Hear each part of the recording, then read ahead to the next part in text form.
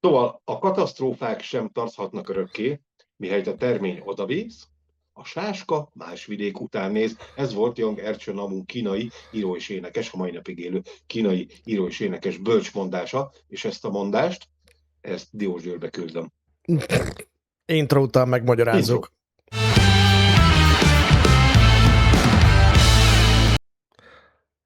Most mondd el még egyszer, ki volt ez a szerző? Ha még egyszer ki tudod mondani, akkor megtapsolok. Yang Ercsön Namu. Yang Ercsön Namu. Oké.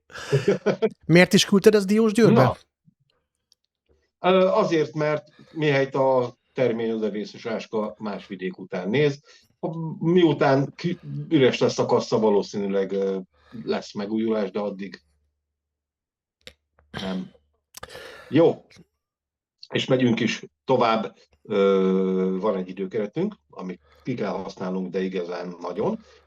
Focitörő következik. Hát gyakorlatilag egy ilyen 96 éve volt az első olyan magyar kupa döntő, amelyet két vidéki csapat vívott meg, a Bocskai és a Bástya. Ez jó rég volt. Így jobban tetszik, a Debrecen és a Szeged. És itt egyébként 5-1-re nyert a Bocskai, és azt mondták annak idején a Magyarország című napilap, hát gyakorlatilag tényleg majdnem 96 évvel ezelőtt, 6.-27. száma azt írta, hogy hát valószínűleg nem lesznek olyan sokan kíváncsiak erre a mérkőzésre, mintha legalább az egyik csapat fővárosi lenne.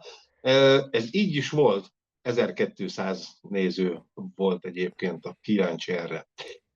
Hozzá kell tennem, az előző adásban fejtegetett dolog méghozzá az, hogy a központi támogatások, most mondjuk így az egyszerűség kedvéért, egy részéből kizárták a nagy csapatokat, nevezetesen az MTK-t, a Fradit és az Újpestet.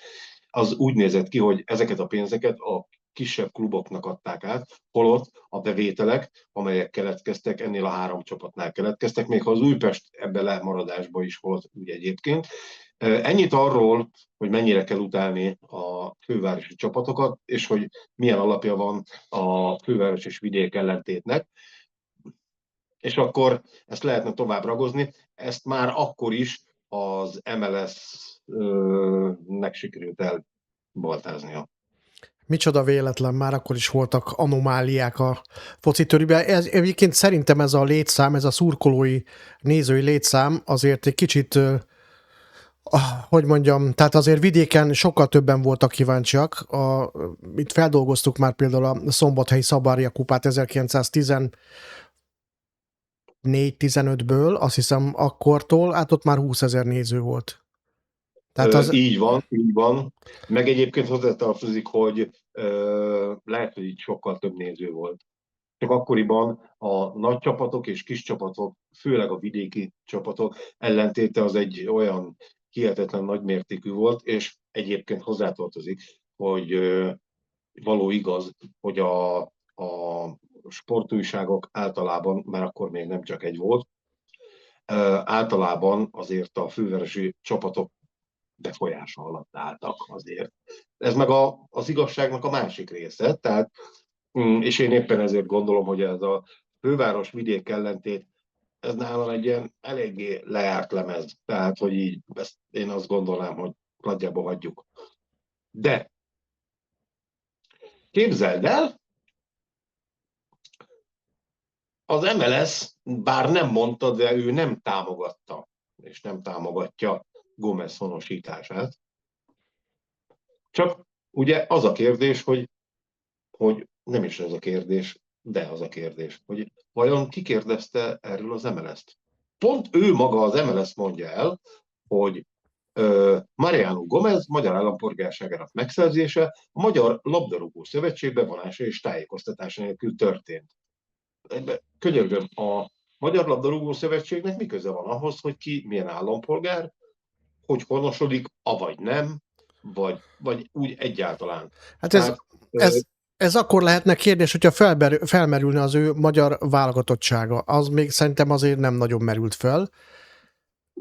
Hát ugye ezt kezdték el fejtegetni, hogy akkor 5 évig itt kell játszania, hogyha válogatott akar lenni, azzal együtt, hogy megvan a magyar állampolgársága, és most 27 éves, tehát legkorábban 32 éves korában kerülhet erre sor, de így általában is én azt gondolom, hogy az MLS-nek ebben nem kellett volna megszólalnia.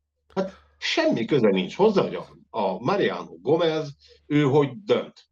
És tudjuk, hogy a magyar kapus világmárka mellett van egy másik világmárka is, és Amit most köszönjük nem... meg neki. Igen, köszönjük meg. Igen. És innentől kezdve egyébként így nem is értem, hogy mit fontoskodik az MLS egy olyan kérdésben, amihez egyébként így semmi köze nincs.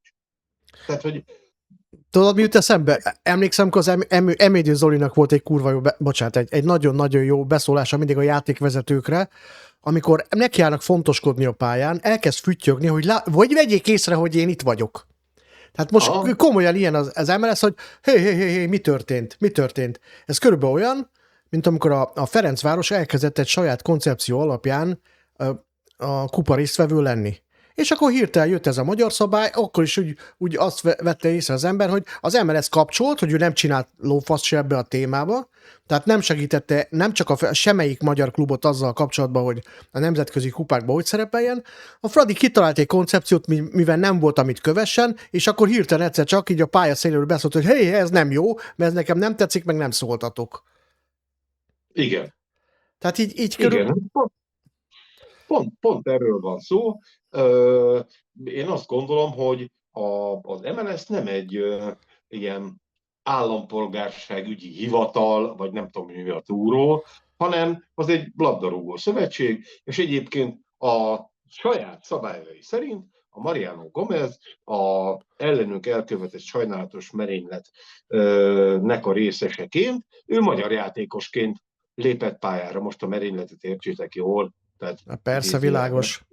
De a lényeg, hogy ez az a kategória, hogy ha nem szóltál volna, bölcsebb maradtál volna. Tehát igen. Nem tudtam ezt a fontoskodást.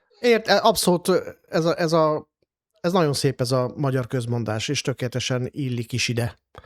Úgyhogy... Na, figyelj, megyünk tovább, mert itt pöri van.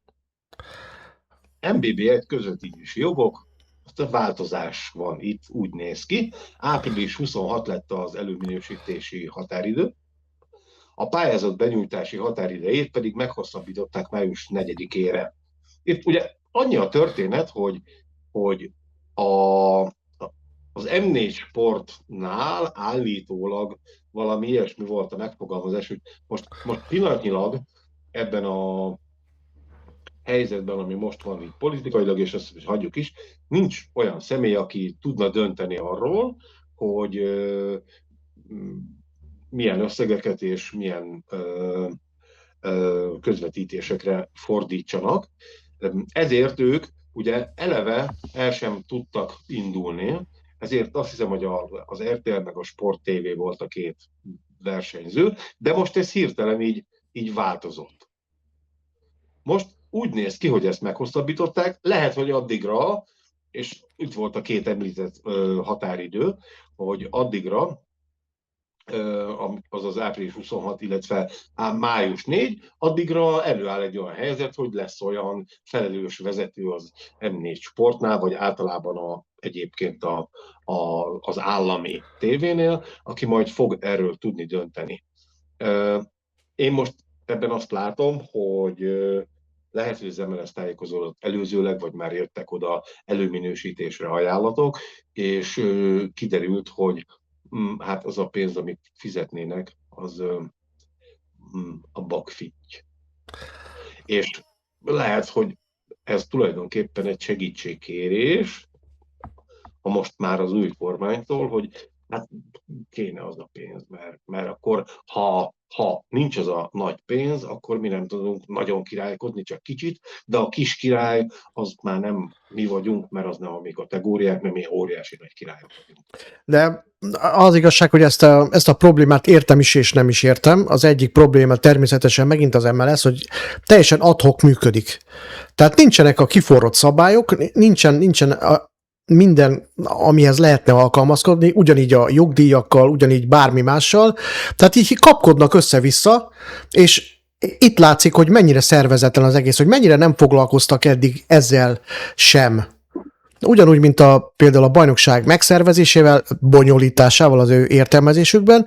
Tehát azt veszem észre, hogy egymás után most ez is egy olyan fajta csontváz, amit már rég meg kellett volna tenni. Tehát ez éppen ideje volt, hogy ez csak akkor legyen ez szabályozva, hogy ki indulhat a pályázaton. Ugye ennek volnának előfeltételei, gondolom én, legalábbis egy üzleti pályázatnál ugye meg vannak adva a keretek, amiben bele kell illeszteni a saját pályázatodat. Tehát itt gondolom csak annyi volt, hogy hát valaki közvetítse már, és akkor egyértelmű, hogy a Sport TV és az RTL mondjuk rápattant ezekre a dolgokra, de például valószínű, hogy a köztévét senki nem is értesítette, hogy egyáltalán ő is szóba jöhet. És akkor ott valakinek Nem, erről nem volt szó, hanem nincs döntésképes helyzetben az M4 Sport. Tehát, hogy értesíthették őket, de hogyha nincs egy olyan ember, aki úgy érzi ebben az átmeneti helyzetben, hogy ő most erről tud dönteni, és ő azt tudná mondani, hogy akárhány milliárd, vagy millió, vagy akármi, akkor nincs egy ilyen döntési helyzetben. Egyébként én nem tudom, én úgy tudtam, hogy amikor tavaly meg lett hosszabbítva az M4 Sportnak a közvetítési joga, az 1 évre szólt. Előtte viszont több évekre szóltak, hogy most ez így összecsúszott, ez a dolog, hogy pont most voltak a választások, meg le is jártak a szerződések. Én erről nem akarok véleményt mondani, csak hogy van ez. Tehát pont az lenne a focinak az érdeke, vagy az lett volna, hogy ez az egyik periódusról átvezessen a másikra, mert akármi történik, akkor van egy átmenet. Így meg, így most és tényleg igaza van, akkor innentől kezdve egyébként milyen Attila Kisvárda? Révész Attila. Révész Attilának, hogy hát basszus, hát pont nem tudjuk, hogy mennyiért játszunk, és hol tart a büdzsénk. Az egy más kérdés, hogy ha csak abból áll a klub, hogy a központi pénzekre tudunk rámenni, és akkor azt el tudjuk költeni, akkor ott azért a fenntarthatóság témaköre nagyjából szóba se kerül. Úgyhogy egy ilyen furcsa helyzetben vagyunk, majd ezt meglátjuk, hogy és mint lesz. Én minden esetre, figyelj, bárki fogja közvetíteni. Azt rohadtul nem szeretném, és egyébként szerintem az MLS-nek sem érdeke, hogy bármilyen streamelős, nem streamelős, előfizetős, akármilyen bugyutaságot csináljanak az NB1-ből, mert az NBB1-nek pont az az érdeke, meg egyébként a alatta lévő többi sorozatnak is, hogy mindenkihez el tudjon jutni. Mert én megtehetném, hogy kifizessem a streamelésre a pénzt, azt a pár ezer forintot, de elvi okokból nem fogom megtenni, méghozzá azért, mert akkor ha már embereket kizártak ebből, akkor neked nincs pofám ebből részt venni. Meg az, hogy ezt a klubodra, vagy a klubokra fizeted elő, nem pedig az MLS-nek. Tehát, hogy ne az MLS döntse el, ezért kellene egy liga, aki rendelkezik a jogok felett. És akkor tudod azt, hogy az a pénz, amit te befizetsz, az tényleg a klubokhoz fog eljutni. Ne az MLS dönts el, és akkor azt mondja, hogy most nekem, hát nem tudok csak ennyit kifizetni, meg ennyit osztok el a klubok között. Hát ne ő döntse el, hanem azok, akik magukat a mérkőzéseket vívják, akik izzadnak a pályán, vagy véreznek, vagy kórházba kerülnek, és a többi, meg szórakoztatnak, és ne az MLS egy vízfejű szervezet, ami 20 milliárdból gazdálkodik egy évben, és több száz alkalmazottat tart fönn, aki azt se tudja, mint például az MLS elnök, hogy eszik vagy isszák a labdarúgást. Hát így van, és ezért is volt az fontos, hogy visszautaltam annak idején, 1929-ben a pénzek elosztására. Mert most ugyanez van, hogy igazából hatalmi szóval el van döntve a fociba nagyon sok dolog, és a klubok azok ott állnak, és és csak így lesnek, mint a moziban, és közben elvárjuk tőlük, hogy amúgy működjenek piaci alapon. Hozzáteszem, hogy miután, nem tudom, 10 évig locsoltuk rájuk a pénzt. Tehát, hogy és nem követeltünk érte cserébe semmit. Na de menjünk tovább. Jó, még egy valamit el szeretnék mondani, például az RTL kifejezetten a Ferencváros mérkőzéseit akarja közvetíteni. És most nem a kupa meccsekre, hanem a bajnokit. Nem tehát tudom, a Fradi meg az RTL klub szerintem nincsenek annyira jóban. Nem tartozhat egy lapra. Tehát, és akkor most így... Ez így megjelent, ezt nem én találtam ki. Tehát most meg gondolom azért, mert a legtöbben vagy szeretik, vagy utálják, de mégiscsak egy népszerű klub most vagy ebből, vagy a másik oldalról nézve, de az érdekli a legtöbb embert, vagy azért, mert utálják, vagy azért, mert szeretik, de ezt ez így, tehát most te meg tudnád azt, tehát hogy nézne az ki, hogy csak a Fradi meccsét közvetítjük pénzért, a többit meg nem, vagy a többi meg közszolgálati, tehát így, atya úristen. Na igen, menjünk tovább, majd ezeket kifejtjük. Igen. Hát ott van egyébként a Liverpool meccseinek a közvetítése, mint igazán rossz példa. De egyébként pont bármelyiket meg tudod nézni. Csak pont a Liverpoolt nem, hát hagyjuk is. Ez nekem a kapitalista hozzáállásnak az a szintje, amit én már nem szeretek, pedig egyébként én nem gondolnám, hogy antikapitalista, sőt, lennék, de ez már az a szint, amit így én nem annyira viselek el. És most itt csak a pénzügyi szakember szólalt meg belőle. A kapitalizmus vadhajtása. Okay. Kispest, Józsi, Kispest. Figyelj, vasárnap délután 4 órától a szintén feljutó Vasas érkezik meg Kispestre, mérkőzésileg, és az elsőség még egyébként matematikailag nem dőlt el, de a Kispest feljutása az már tuti. Hát, azért üdv a klubban, srácok, úgy, hogy mindig is ott voltatok, tegyük hozzá, csak most effektíve is. Az előző adásunknak pont közvetítettünk, vagy pont ugye vettük fel az adást, és Kispestről az egyik szurkoló telefonált, hogy már NB1-esek vagyunk, és a többi egy törzs nézünk egyébként. Nagyon szépen köszönöm neki az értesítést, és utána még gyorsan a felvétel után még rámondtam a felvételre, hogy üdv a klubban, fiúk. Hát az igazság, hogy itt volt az ideje, és hát nagyon remélem, hogy meg tudnak ragadni, mert nagyon hiányoznak azok a kispesti, hát nem tudom, derbinek nem mondanám, de ugye kispesti összecsapások, ahol végre megint utálhatjuk egymást, úgyhogy egy osztályban szerepelünk. Hát itt volt az ideje, tehát én nagyon-nagyon, nekem nagyon üres volt egyébként a Kispest nélkül is. Meg kell, hogy mondjam, Vasas még nagyon-nagyon nem szeretem, de ő nélkülük is üres volt, és hiányos volt az NB1-es tabella.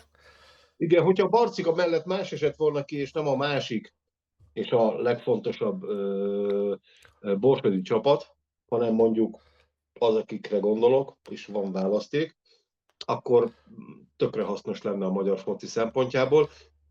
A két fejutó úgyis nagyon hasznos, a két kiesőből azért a Diósgyőr az nagyon ott van a térképen a helye, tehát hogy ezt így adjuk, ez vitán felüli. Nem véletlen volt az idézet,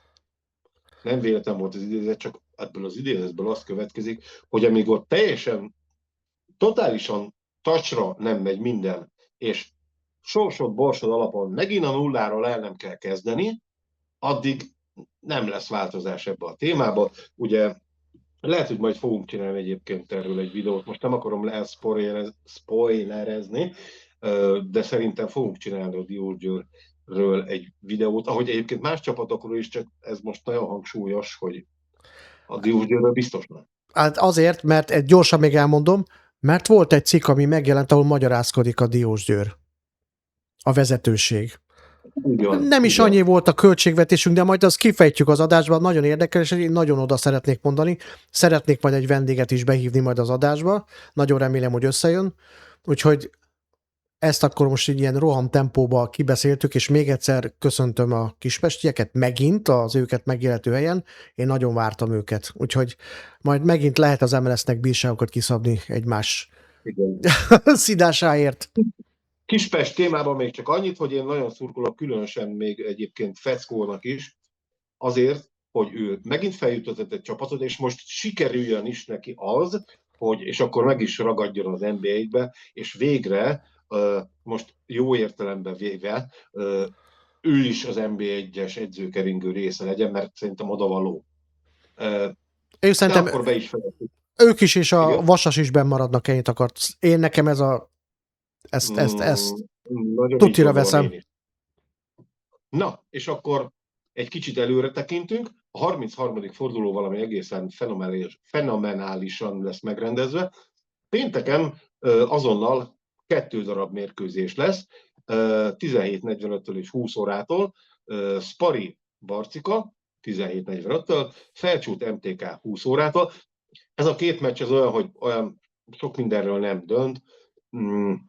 Ez körülbelül olyan, mint amikor én szoktam mondani, hogy hát most nem estünk ki, nem vagyunk dobogóesések, most az, hogy a 10. vagy a 4., hát rohadtul nem érdekel, de van 4 másik meccs, amit viszont szombaton fognak megrendezni, és ezeket mind egy időben 17:15-től. Hát, Józsikám, visszatért a körkapcsolások ideje, ugye?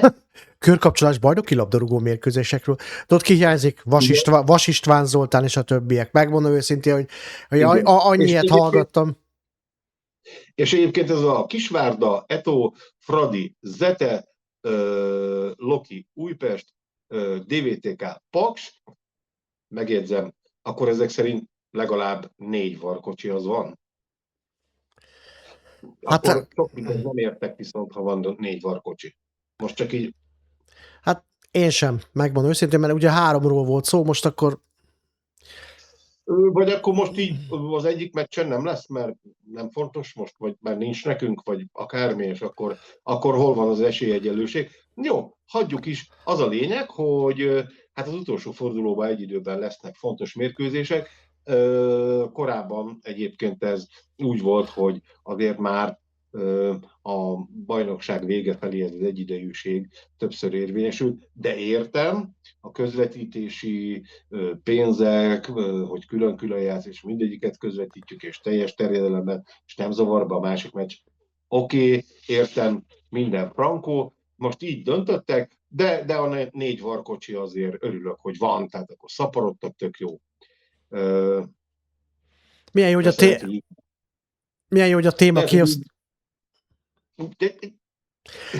Tehát milyen jó, hogy a téma kiosztásba, a szövegbe nem írtam oda a forduló beharangozót, hanem csak a kupa döntő, de hát majd ezt nézzétek el nekünk, mert tényleg roham tempóba kellett ezt megcsinálni. így van, és akkor kupa döntő.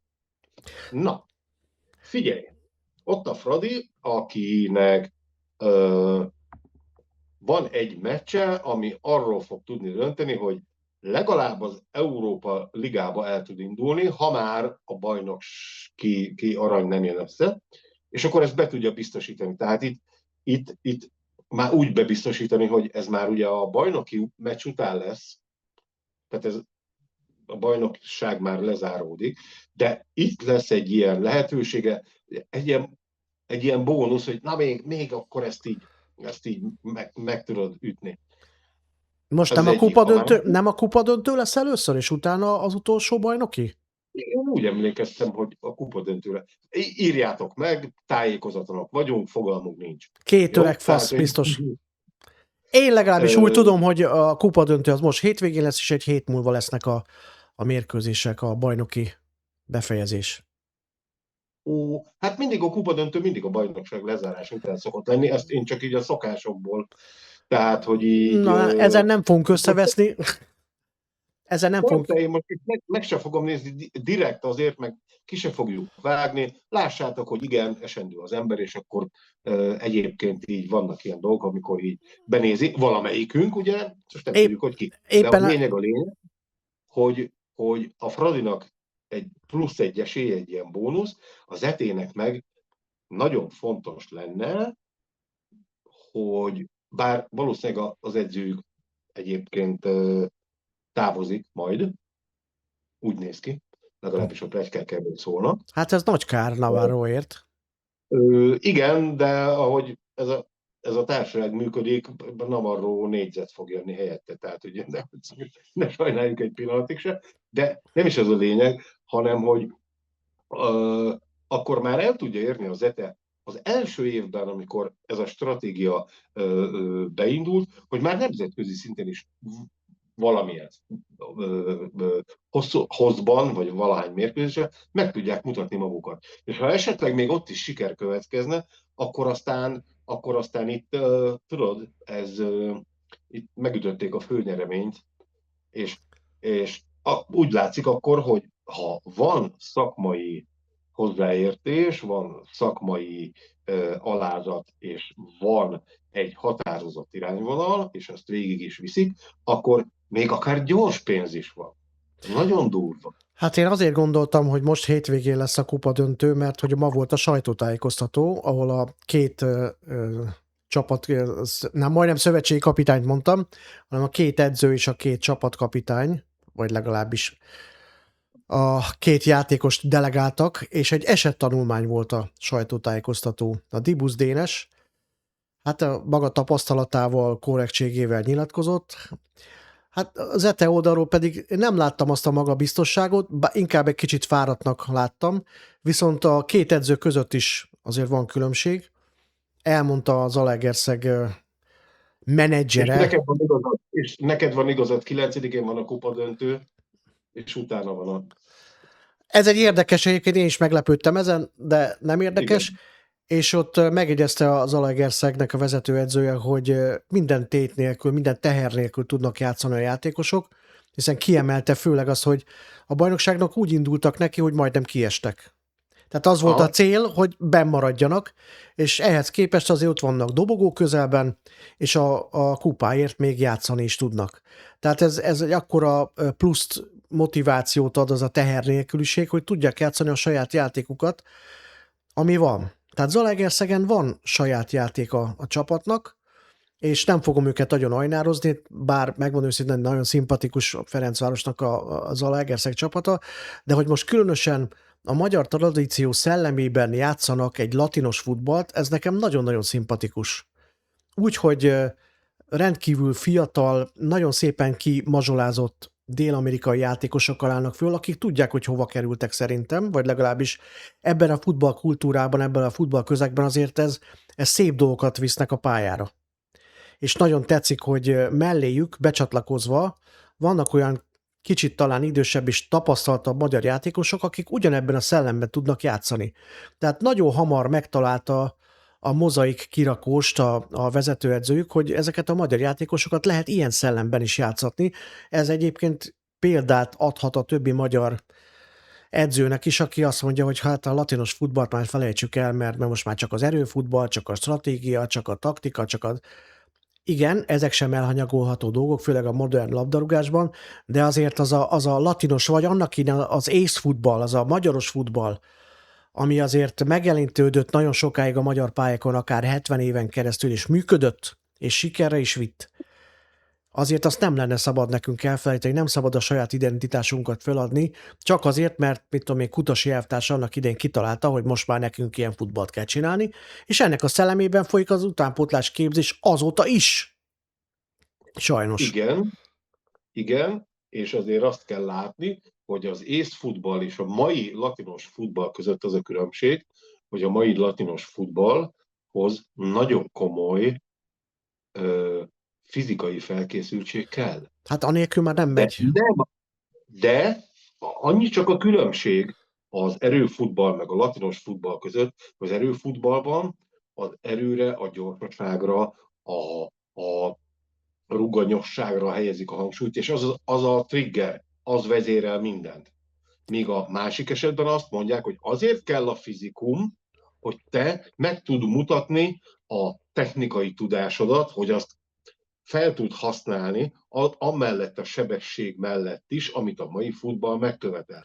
Ez két nagyon különböző út, és nem véletlen, hogy a ZT-nél a magyar fiatalokat egyébként viszonylag gyorsan sikerült beintegrálni.